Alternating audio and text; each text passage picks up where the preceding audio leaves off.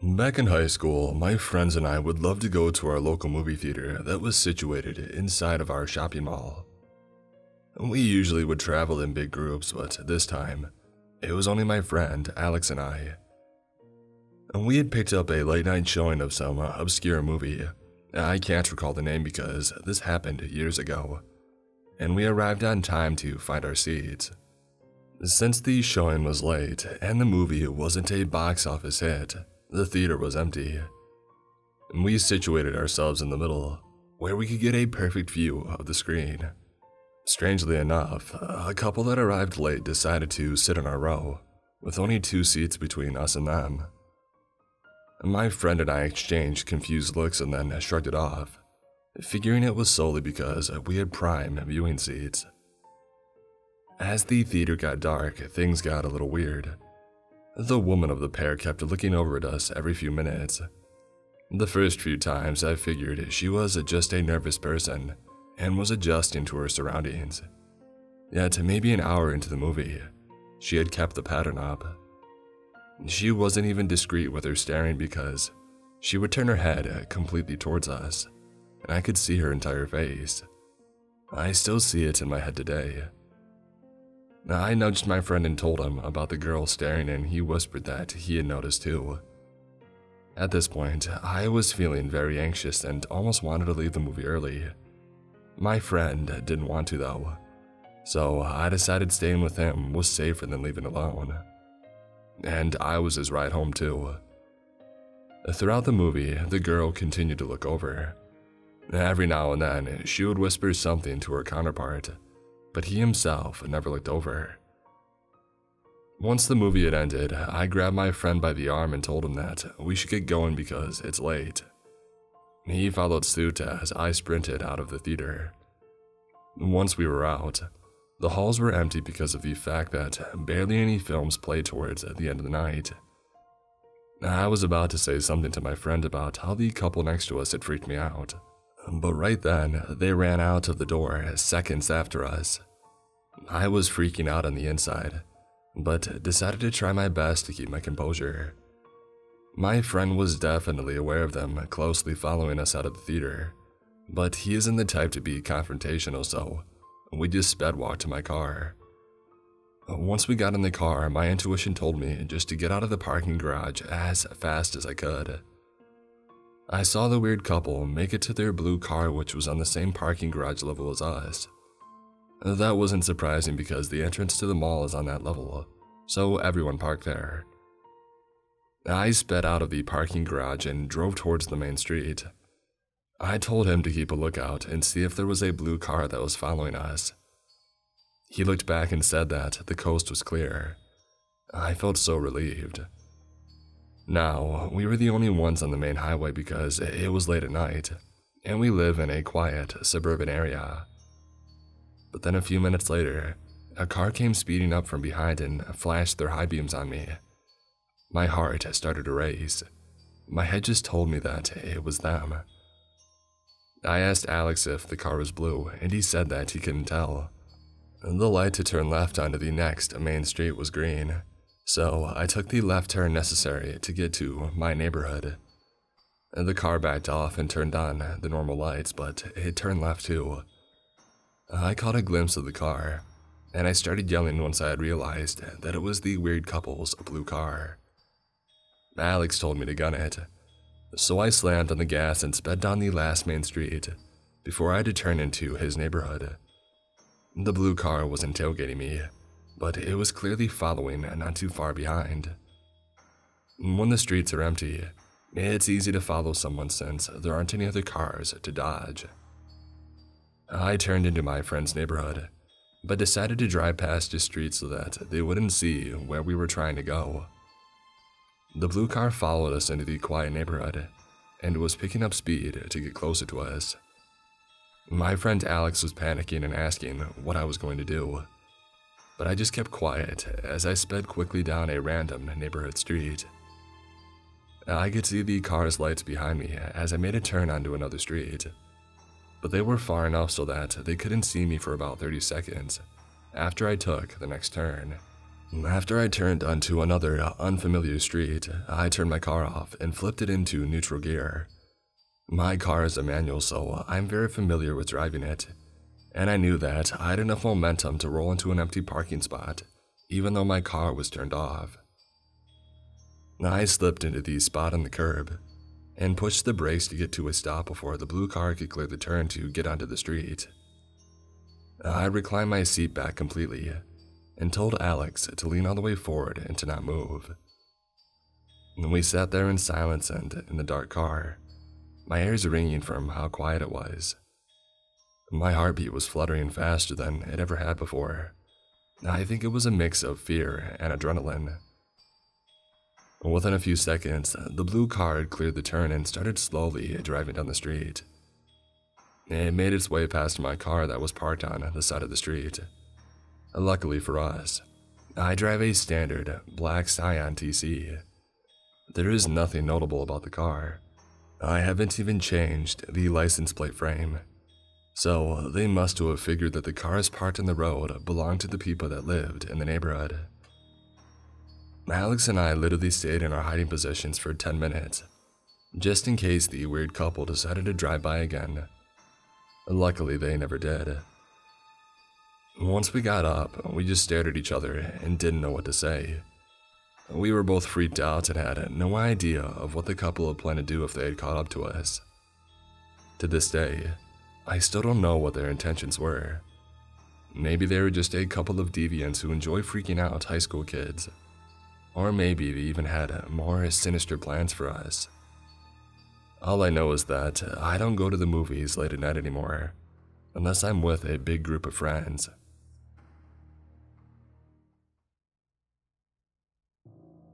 Today, I decided to take my two children, 5 and 8, to go see a Sunday matinee at the movie theater. The Secret Life of Pets 2 is nearly out of the theater, so we decided that we would be our best bet to beat the crowds.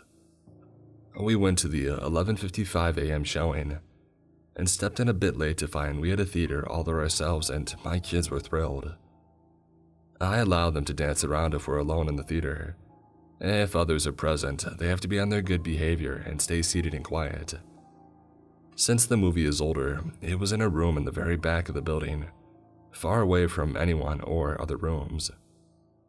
The previews were still rolling when a man, I would say in his late 50s, stepped into the room. He immediately started looking my way as he walked to the row behind me and proceeded to sit down directly behind me. Literally the seat and row right behind mine when the entire theater was empty. Now, I know adults can sometimes want to go to a children's movie alone. I realize that alone doesn't make him creepy. However, my gut instinct was this is very bizarre. In Toy Story or Lion King, sure, I would understand him being there. But this is a very obscure movie, and it's a sequel. Beyond that, why would anyone sit right behind me knowing it might look odd, that they are even present at this movie in the morning on a Sunday? I immediately got up. I'm around 6 feet tall, and I'll admit, I wanted him to see that I'm no easy target. I moved to the other side of my children and turned so I was facing him. He looked extremely uncomfortable since entering the theater, and he was very fidgety. His foot was tapping, and I quickly snapped a picture of my kids with the camera focused in on him. I moved my daughter to my lap so she was out of his reach, and I was racking my brain on my next move. I was in the very back of this building, with the sound blasting, and I had 2 children with me. Alone in a huge room with one door leading out with this stranger. This guy was obviously a creep. You could just tell by his behavior and body language. I thought about complaining to management, but what was I even going to say? I mean, technically, he has every other right to be there, so I just kept my eyes on him. The movie started, and he watched for a moment, glancing my way and at the screen repeatedly with his leg still bouncing nervously. I started to form an exit plan in my mind. A minute or 2 into the film, he got up and hurriedly raced towards the door. I waited a few, hoping that he wouldn't return, and he didn't. I'm sure that I was making it uncomfortable by turning all the way around and looking his way. but all I could think was, why would he be sitting directly behind me in this huge theater room? I wasn't even in the center of the theater, and my placement with the kids was very random and not an ideal spot to sit. He could have grabbed me from behind and ran with my kids. He could have been a weirdo who wanted to take care of himself while watching my children and I. He never returned, but I'll never forget how he looked. As we left, I stopped by information to speak with the manager and another employee. The first thing they said after I showed them his picture and pausing was, "There were only 3 tickets sold to this movie, and we don't recognize him as someone who has at one of the other movies either.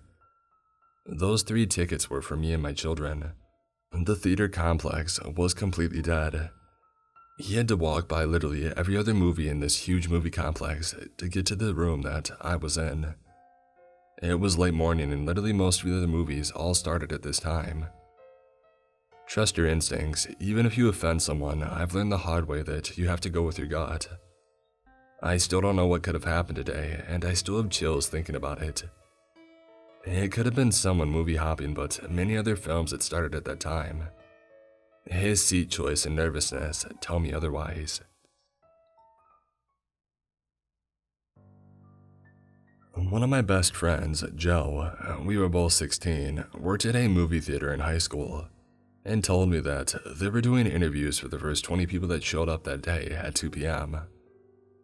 Naturally, I ditched school and headed to the mall the theater was attached to, as I was eager to get my first job.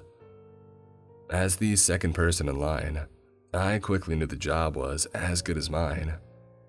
The first person was wearing a tux, a full coat and tie, and most of the other people looked like they were just walking through the mall when they saw the posting. My ability to quickly get along with people means that interviews go really well for me. This interview was the first time I realized this ability. Little did I know, there were hidden reasons behind this particular interview. As it turns out, the manager, Abby, around her mid-20s, that interviewed me was the best friend of Joe's sister. It was how Joe got the job. Once she asked me if I knew anybody that worked there, our conversation quickly turned to Joe and how awesome of a dude he is, which I wasn't lying about just to get the job. After a few minutes of this, the interview ended, and they told me that they would be in touch if I got the job. When I saw Joe later that day, he told me he was pretty sure that I had got it. And the next day, I was asked to come in and fill out my paperwork. Boom. Much to my dismay, I was hired with 5 other people who were all there filling out their paperwork. You mean to tell me that I'm not the best? I'm just in the rough top third. Whatever. At the end of our 90-day intro period, I'll be the only one remaining. A few days later was my first shift, and I was working with 2 other newbies, DeMarcus and Jane, plus somebody, Brian, who would have worked there for a couple of years. He was to train us as much as you can train somebody to tear tickets and sweep popcorn. DeMarcus and Brian were smart butts and talk constant crap like me, so I like them. Jane stays quiet and mumbles when talks. I'm indifferent to her. Over the next 90 days, DeMarcus and I become good buddies. Abby kind of looks out for me and gets me extra hours working on random projects. Jane comes out of her shell, which started out nice, but eventually turned sour. At the end of our 90 days, DeMarcus, Jane, and I were the only 3 kept from our hire group, and we were moved to work in concessions and the box office, while the new batch of people were hired for the theater cleaning. Jane and I were now working in closer quarters, which taught me 2 things. 1, Jane smells really bad all the time, and 2, she likes rubbing my arm. Indifference turns to constant annoyance of Jane's presence. Jane began making me uncomfortable constantly. I had spoken with another manager, Tara, about what was going on, and if she saw Jane and I working in the same area together, and our station didn't require us to be there that moment, she would ask for one of us to go do another task which would separate us for a short period. Well, one day, while exiting the break room, down a set of stairs with a 90-degree turn with landing, Jane was coming up to start her break. She cornered me on the landing, hugs me, stinking up my work clothes, and prevents me from continuing down the stairs. I told her to leave me alone and pushed past her. Abby was just outside of the door at the bottom of the stairs, so I told her what had happened. Now, if this story was a train, right now would be the point that the train pops off the tracks, shoots 10 feet over, and lands on another set of tracks heading for a dark tunnel. Abby's solution was to force Jane and I to work in these same areas more often, assigning us to registers right next to each other, and basically the exact opposite of what Tara did. Abby is now on my crap list. Around this time, someone who used to work at the theater came back. His name is Jim. Jim and I are both tall and skinny with dark hair, and people often comment that we look like brothers. Fun fact, Jim used to date Abby, but Jim now hates her but was in desperate need of a job, and he was friends with the general manager who had hired him. Abby began ramping up the creep factor. With Jim around, it became apparent that she was not over him, and her solution was to show me more attention, with or without him around. It made me a little uncomfortable, but nowhere near as bad as how Jane made me feel, who had now completely stopped her creep behavior. Abby tells me a plan that she is to take Joe to Disneyland for his birthday, and she wanted me to go. She wants to surprise him, so her plan was to go 5 months before his actual birthday. Pretty sure that he wasn't expecting it. The day of, it is me, Joe, Joe's sister, and Abby. Joe chokes on some cotton candy, don't ask how, and being the good friend that I am, I laughed uncontrollably and told him it would have been ridiculous to die at the happiest place on earth from cotton candy. He agrees, and I digress. Things were going well until Abby tells me the real reason that she had hired me. I reminded her of Jim. It had nothing to do with my interview or how well she thought I could do. I was her eye candy. I said something along the lines of, well, glad I was actually good enough to keep around. And then I started to speed up a bit to catch up to Joe. Abby then says, hey, guess what? Nobody else from work is here. And then she reaches out and grabs my butt. Screaming, what the heck? I ran to catch up to Joe. The rest of the day she keeps trying to do this, and when that wasn't an option because I was sitting down eating, the next logical step was to lick the side of my face, jaw to temple. I made it quite clear that that was unacceptable with an eloquently worded, what the heck is wrong with you? Why would you do that? Since it was quite clear I was no longer having fun and the day was winding down anyhow, Joe stated he wanted to go home. It was a quiet 2.5 hours home. The following day, I was scheduled to work late evening and was told I would be tasked with touch-up painting all around the theater. Little did I know, Abby would be working the same hours. I wasn't thrilled to be working with her, and less happy that she decided to follow me around the entire night. She never once touched me, or made any sexually inappropriate comments, which I attributed to us being at work. However, what she did do for 7 hours was talk crap about every person that we worked with, the dirt that she had on them, and who she loved to screw. And this shift was the straw that broke the camel's back. When I got home at 3 a.m., I wrote a 5-page letter to the general manager explaining everything that happened with her. I explained that I didn't say anything at first because the most inappropriate stuff happened on personal time. But once I thought about it, there was so much wrongdoing from her that I needed to say something. The reason I put it in a letter was to make sure that I could get all of the details. After sleeping for a few hours, I delivered the letter to my manager and asked her to call me with any questions. The following 3 days were already scheduled off for me, and the next day I had to work was a previously planned staff meeting. We arrived at 8 a.m. and all staff is present except for one person, Abby. The meeting goes on like almost every other meeting. New policies, up-and-coming events, etc.